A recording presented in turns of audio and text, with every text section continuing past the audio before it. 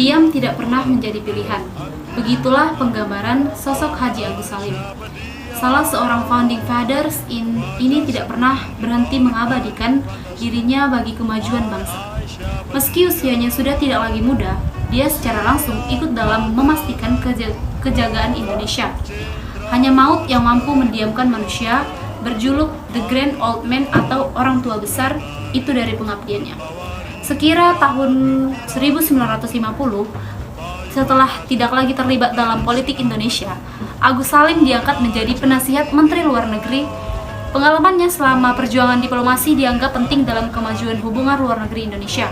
Terlebih namanya sudah dikenal secara luas oleh tokoh-tokoh dari negara lain berkat aktivitasnya di masa perjuangan kemerdekaan. Tercatat dalam 100 tahun Haji Agus Salim, Agus Salim pernah beberapa kali menduduki posisi Menteri Luar Negeri, yakni Menteri Muda Luar Negeri Kabinet Syahrir II, Menteri Luar Negeri Kabinet Amir Syarifuddin, dan Kabinet Muhammad Hatta.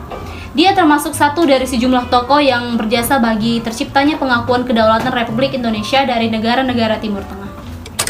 Di samping kegiatannya di Kementerian Luar Negeri, Agus Salim juga sesekali terbang ke Amerika Serikat untuk memenuhi undangan mengajar di sana.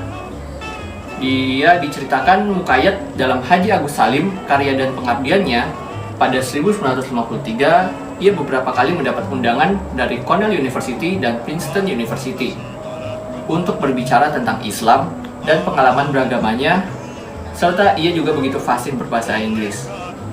Akibatnya, beliau sangat tertarik untuk mempelajari agama Islam dari berbagai segi, tidak hanya Islam sebagai agama dan anutan nenek moyangnya, melainkan sebagai pandangan hidup setiap pribadi muslim yang sadar akan tugas dan kewajibannya di tengah-tengah masyarakat bangsanya, ungkap Mukayat. Karena berbagai aktivitasnya di luar negeri, pemerintah Indonesia masih sering mempercayakan acara-acara penting kepadanya. Seperti ketika tanggal 3 Juni 1953, ia bersama Sri Paku Alam dan Duta Besar Republik Indonesia di Inggris hadir dalam upacara perayaan penobatan Ratu Elizabeth II. Bahkan menurut Mukayat, tugas itu diberikan langsung oleh Presiden Soekarno kepada Agus Salim. Seperti yang bisa kita lihat dari acara pertemuan di Westminster Abbey, London, dihadiri banyak tokoh penting dari berbagai negara. Kemudian mereka memanfaatkan perayaan itu sebagai ajang untuk membangun hubungan-hubungan atau diplomasi dari berbagai negara-negara dengan perwakilan dari negara lain.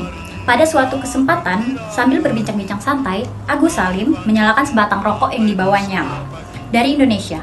Bukan hanya Agus Salim yang merokok waktu itu, sejumlah tamu undangan dari perwakilan negara-negara tersebut juga beberapa ada yang membakar asap rokok. Namun rupanya asap rokok yang diisap oleh Agus Salim menarik perhatian orang-orang di sekitarnya. Tidak banyak orang yang akrab dengan bau rokok jenis kretek yang diisap dia, dan seketika itu pun mengundang perhatian banyak orang dan menjadi perbincangan saat itu. Ketika asap rokok kretek Agus Salim tersebut telah memenuhi ruangan perjamuan, Pangeran Philip yang kita kenal sebagai suami dari Ratu Elizabeth II melakukan protes kepada Duke of Edinburgh. Itu keberatan dengan aroma yang tidak mengenakan itu. Dia berkata, "Para hadirin, dari manakah bau yang tidak sedap ini berasal?" Alih-alih tersinggung, dengan tenang, Agus Salim mendekat seraya menjawab, "Yang mulia, bau tidak sedap itu adalah bau rokok kretek yang sedang saya isap yang dibuat dari tembakau dan cengkih. Boleh saja yang mulia tidak menyukainya, tapi justru bau inilah yang menarik minat-minat pelaut Eropa datang ke negeri kami 3 abad yang lalu." Jawaban Agus Salim itu membuat Pangeran Philip terdiam.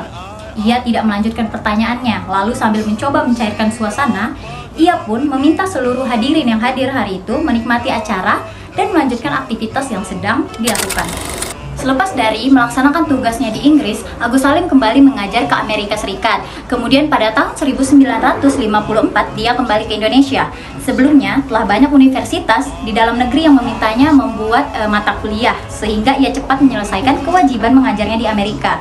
Namun tidak lama setelah kepulangannya itu, tepatnya pada 4 November 1954, Agus Salim meninggal dunia.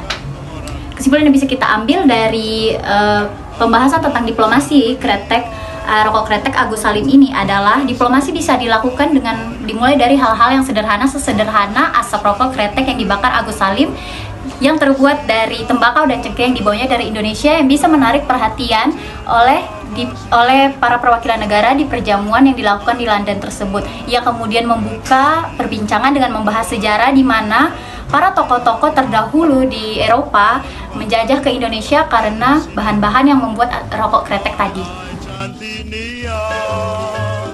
Bolehkah aku melihat wajah Adinda? Boleh